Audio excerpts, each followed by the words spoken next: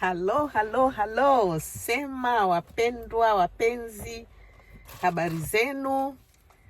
I hope mnaendelea vizuri. Mimi yule Selina na series yangu ya kwenye gari.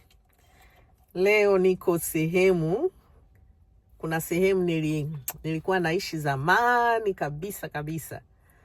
Nikaja kuona wapi nakaa, lakini nilishindwa kuwachukulia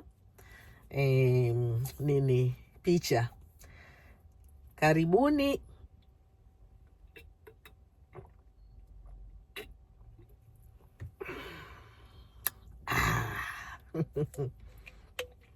Na kunywa maji yenye sitakiwi kuyatangazia, lakini yana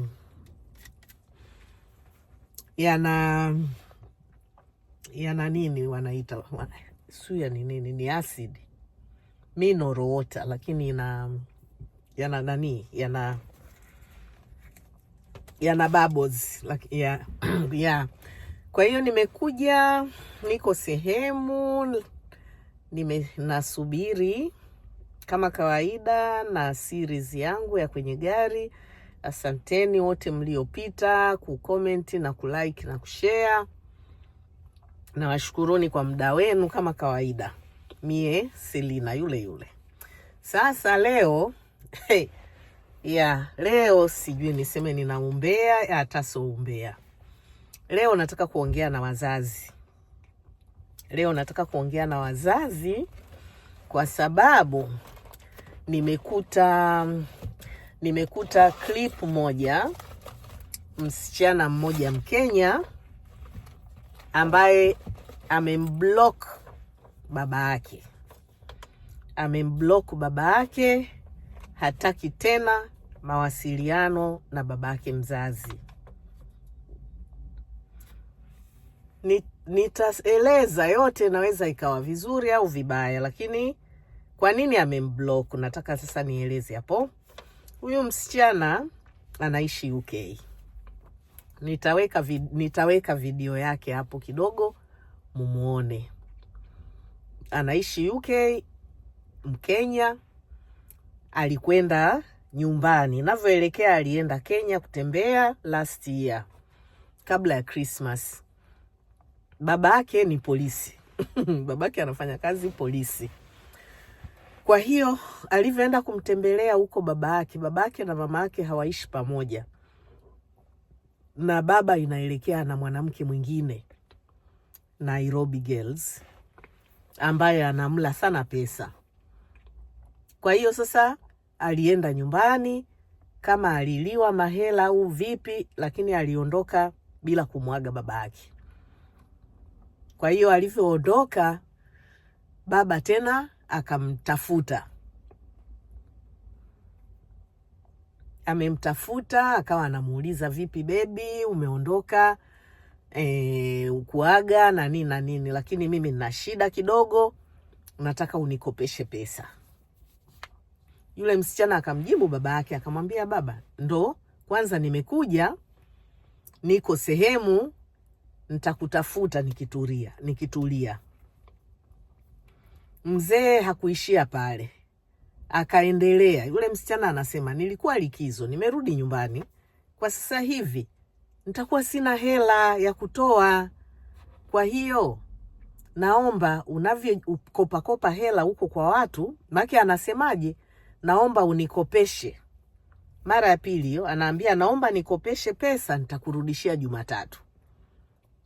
Sasa wewe, nachoshindwa kukuelewa mimi, mtu yoyote yule ambaye unasema kwamba nikopeshe leo, nitakurudishia baada ya siku 3 au nitakurudishia baada ya siku 2.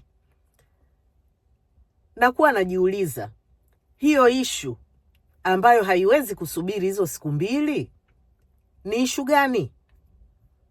Jamani, tuwe wa kweli. Ni issue gani? Kama we kweli una uhakika wa kupata pesa baada ya siku 2 au baada ya siku 3, kwa nini unikope mimi? Si usubirie hizo siku 3 zikifika uchukue hiyo hela ukaifanyia hicho kitu. Unaona? Kwa hiyo akamwambia mtoto wake, nikopeshe pesa, nitakurudishia baada ya siku fulani. hivyo hivyo. Yule mtoto anakwepa. Baadaye akamwambia babake kwamba sina hiyo hela.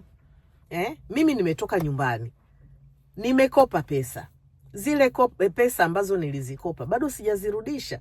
Saizi unaniletea tena madeni. Unataka unakopa hela. Unapoenda kukopa, basi umake sure kwamba una hela ya kwenda kulipa. Mimi sitakaa nikulipie madeni.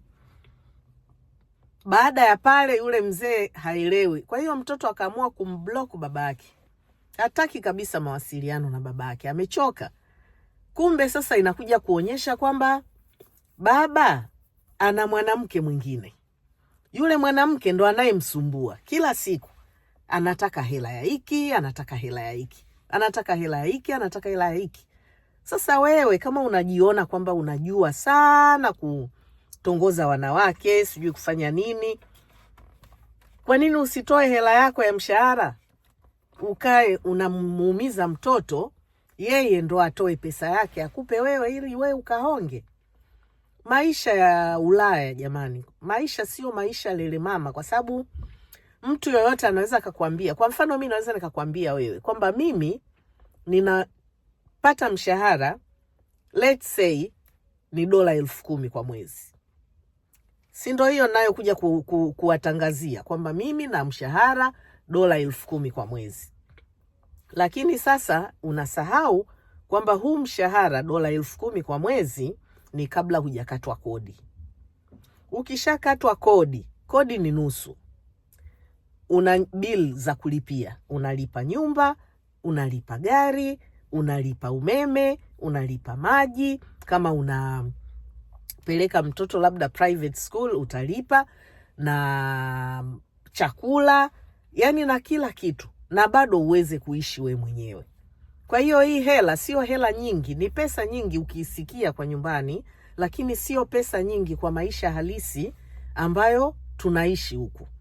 Kwa hiyo yule mtoto amekuja, binti amekuja Ulaya, sawa, amekuja kujitafutia maisha. Hawezi hata kusema kwamba ngoja na mimi ni save pesa baada ya muda ambao natakiwa kukaa huku Ulaya. Pengine ana miaka 5 tu au miaka let's say 10, ana bahati labda ataolewa na mtu ambaye atamfanya abakie huku Ulaya. Lakini all in all lazima mtu asave hela, kwa sababu you never know what is going to happen tomorrow. Mnaona dunia hii na Trump. Saizi kila kiongozi anaenda kumlamba Trump. Kwa hiyo wanaiga yale ambayo Trump anayafanya, na wenyewe wanaiga. Kwa hiyo mtu hauko sure kwamba utaendelea kuishi Ulaya au na wewe utapelekwa kwenye kalandinga unarudishwa kwenu. Hawawezi tu kukurudisha kwa kurudisha, lakini watakutafutia, utafanya kitu chochote kile ambacho kitasababisha uondolewe. Kwa hiyo hiyo ndo hali halisi. Kwa hiyo msichana yeye anatafuta maisha, lakini baba haoni. Yeye kutwa nipe hela, nipe hela, nipe hela. Hiyo ni side ya huyu binti. Nitaweka video yake muisikilize, alafu tuendelee, mniambie. Msisahau kulike, kusubscribe, kucomment na kushare. Today marks 1 month since I officially cut off my dad completely from my life. I ended up blocking him as well, and this is mostly because of the financial manipulation that has been happening ever since from a long time ago.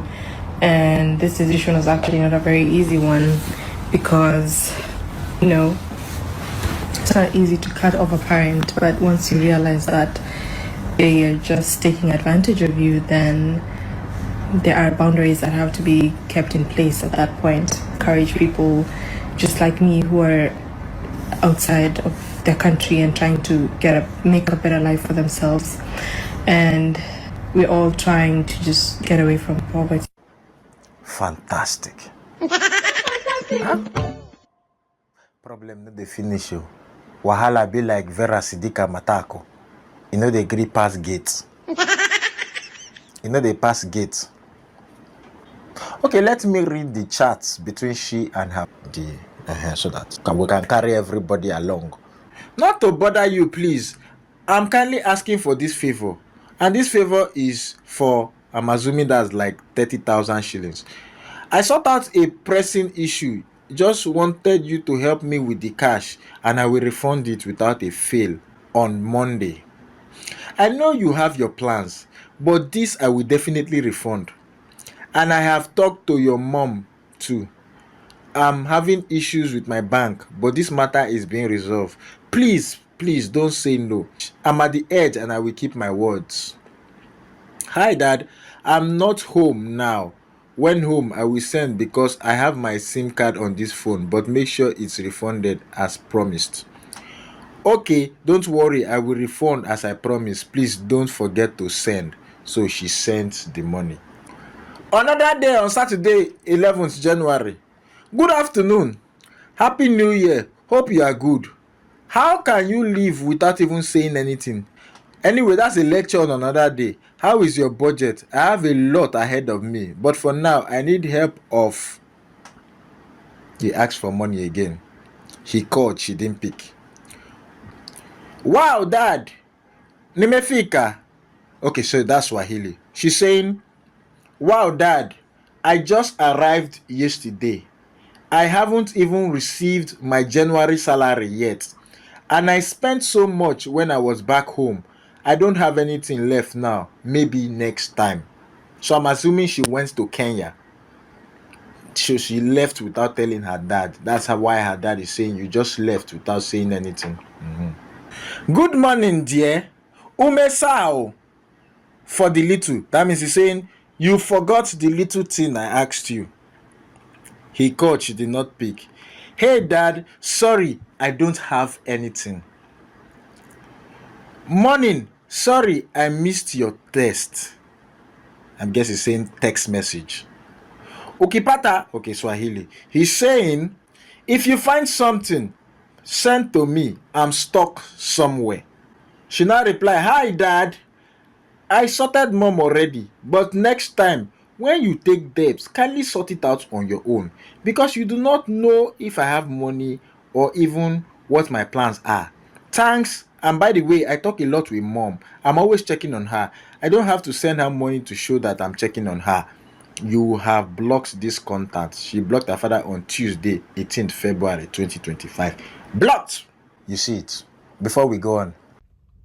Okay. Mmemsikia sasa alivyosema. Kwa nini amemblock baba yake? Hataki mazungumzo tena na baba yake, na mama yake na baba yake walishaachana. Kwa hiyo ameona kwamba baba anamtumia kwa kutaka pesa kila siku, nitumie hiki. Sasa mimi nitatoa na mimi maoni yangu. Nini nachokiona hapa? Simlaumu huyu binti.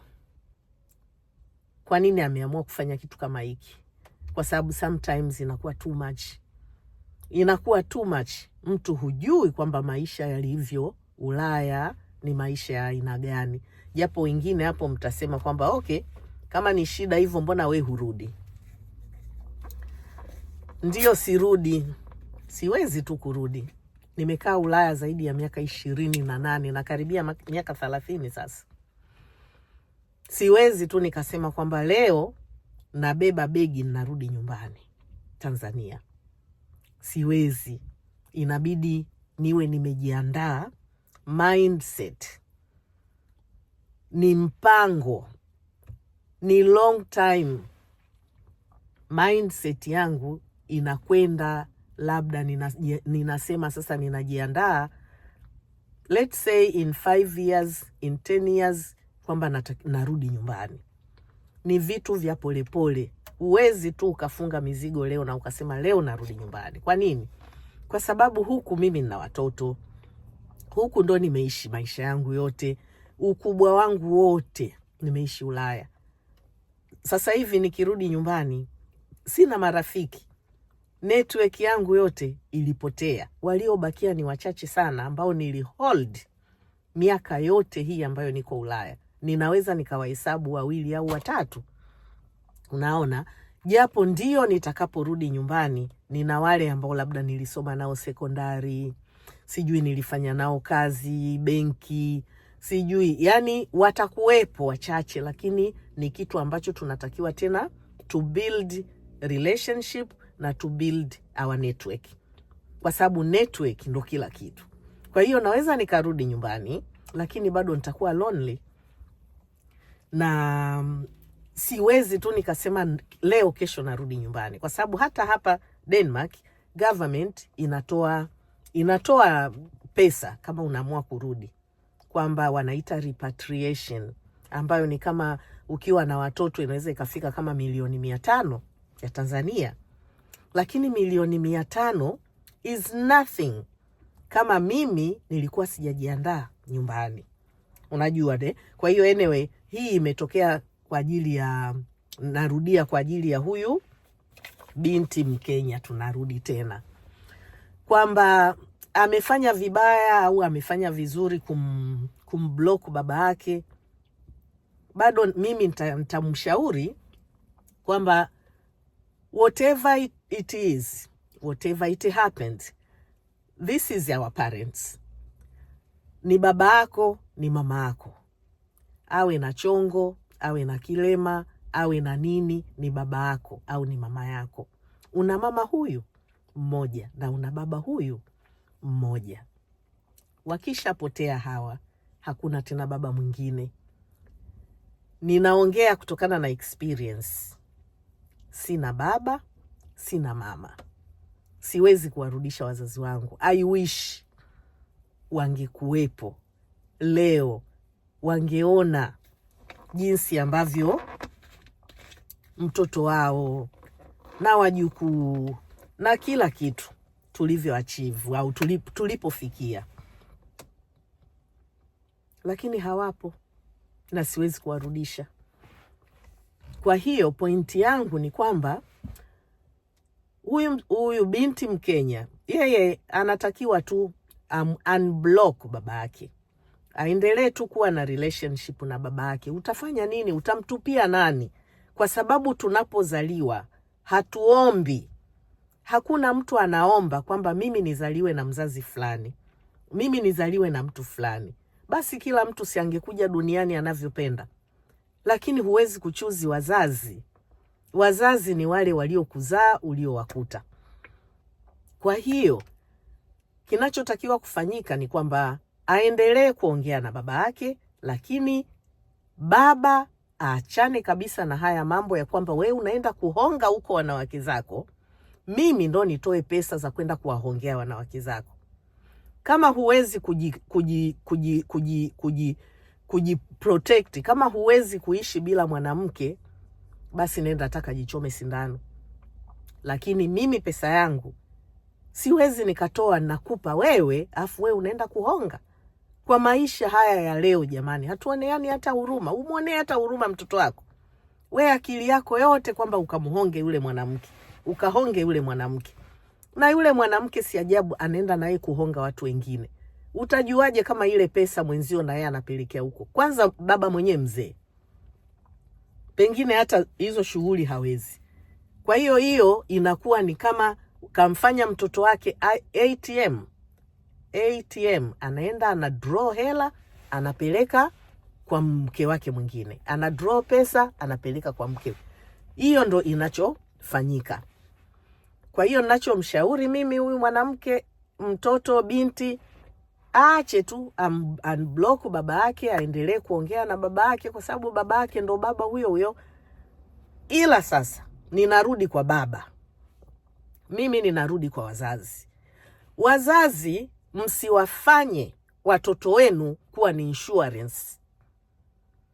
Tumetoka wote sisi tumetoka maisha ya kawaida Afrika. Tumezaliwa na wazazi wetu wamejinyima sana, wamesomesha, wamefanya kila walivyofanya mpaka kufikia maisha ambayo na sisi tumeyafikia. Hiyo tu ni kitu kikubwa, na tunawasaluti kwa sababu ni very very hard circumstances ambazo wamezipitia. Lakini ujue kwamba ulinipa mimi haya maisha ili na mimi niwape watoto wangu maisha. Unaona ninapoamua kusaidia kusaidia ndugu, kusaidia wewe baba na mama, lazima nitawasaidieni, si ni wazazi wangu. Lakini usinifanye kama mimi ndo insurance yako ya kwenda wewe kuhonga huko, alafu unarudi unataka mimi nikupe pesa.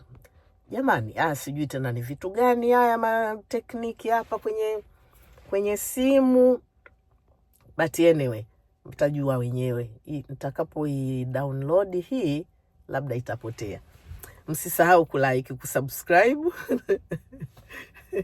kucomment na kushare. Nataka kusikia maoni yenu. Najua wengi mtasema kwamba huyu ana mdomo, huyu sijui hivi, mbona rangi haiko vizuri? Unaniona vizuri sijui? Naona tu rangi haijakaa vizuri.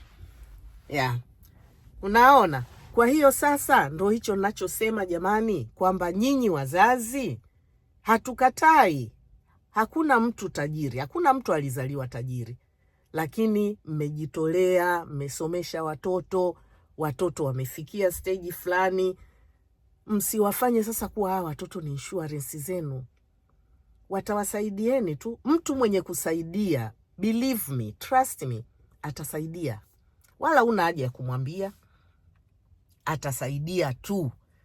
Kwa hiyo msiwape burden watoto wenu za kusema kwamba wewe nimekusomesha, sasa kazi ni wewe kunisaidia.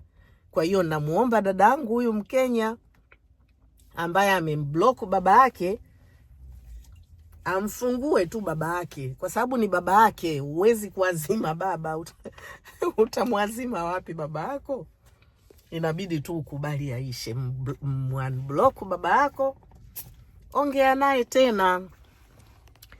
Wapenzi, ngoja nifanye kitu hapa. Mimi hii inanikera, sijui kwa nini iko hivi. Alright.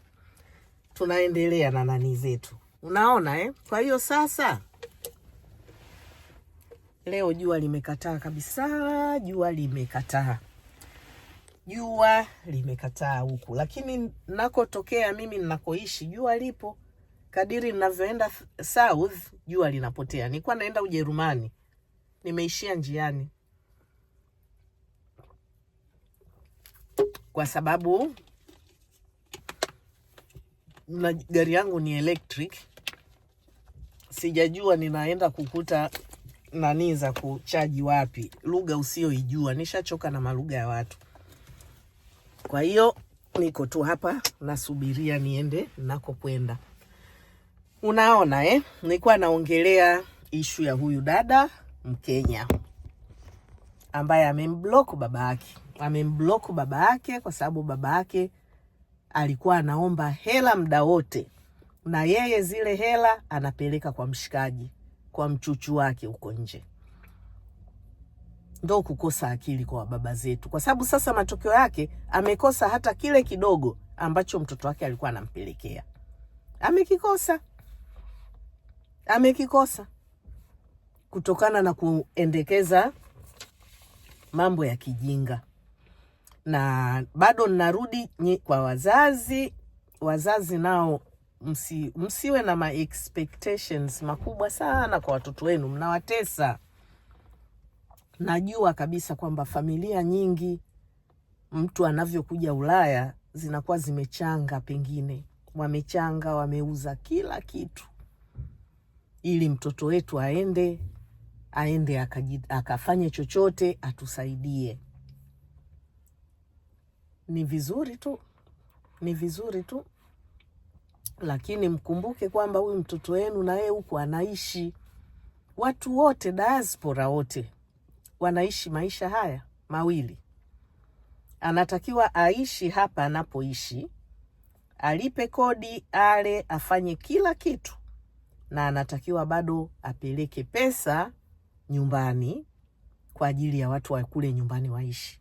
Na nyinyi watu wa nyumbani, wengi wenu hamtaki kufanya kazi. Unasubiri, unakaa, unajua pesa italetwa. Pesa unaletewa, unaenda kutengeneza kucha. Pesa unaletewa, sijui unaenda kutengeneza kope. Mimi hapa hata kucha sijui hata kutengeneza kucha. hata siku moja sijaenda kutengeneza kucha. Unajua gharama ya kwenda kutengeneza kucha ni malaki ya bongo. Kope hizi sijui hata jinsi wanavyotengeneza kope. Sina cha kope ya bandia wala, samahani, nitaka kusema maneno mabaya. Sina, sio kwa sitaki, nataka, lakini ni very expensive. Kwa hiyo sasa mtu eti anakuomba, anakuambia naomba nitumie hela kidogo niende nikatengeneze nywele. Hiyo nywele unanitengenezea mimi au unamtengenezea nani? Huyo unayemtengenezea nywele ukaonane naye, si ndio umwambie akupe pesa ukatengeneze nywele au ukatengeneze kucha au ukatengeneze kope? Yaani kuna sababu gani za kubebeshana mizigo? Kwa hiyo tuwe na huruma kidogo kwa watoto wetu. Wazazi, najua sana kwamba wazazi wengi nyumbani mnapigana sana, mmehangaika sana kusomesha watoto, na mnataka kwamba huyu niliyemsomesha lazima anisaidie. Lazima atakusaidia. Kama ana uwezo wa kukusaidia, atakusaidia. Lakini kama hana kazi, na pia muheshimu. Na ndio hivyo wengi hawasemi kwamba jamani mwenzenu saizi sina kazi, sina hata sehemu ya kulala. Wengi hawasemi. Wana pretend. Wanaenda kwenye magari ya watu, kwenye nyumba za watu, wanapiga picha, wanazileta huko nyumbani. Basi nyinyi mnafikiria kwamba haya ndo maisha ya Ulaya. Sio yenyewe. Sio kweli. Sio kweli kabisa. Mcomment na kusubscribe na kushare. Mtakachoandika komenti zenu ndo hizo nitakazoziwekea kipindi kingine. Kwa hiyo msione aibu kucomment. Nyi comment as long as ni positive critics. Mimi huwa sijaligi, lakini ukinitukana na kufunga. Utaweza kucomment tena, nitakuripoti tu. Kwa hiyo bora comment kitu ambacho unaona kina faida kwa watu wengine. Hapo nitakuelewa.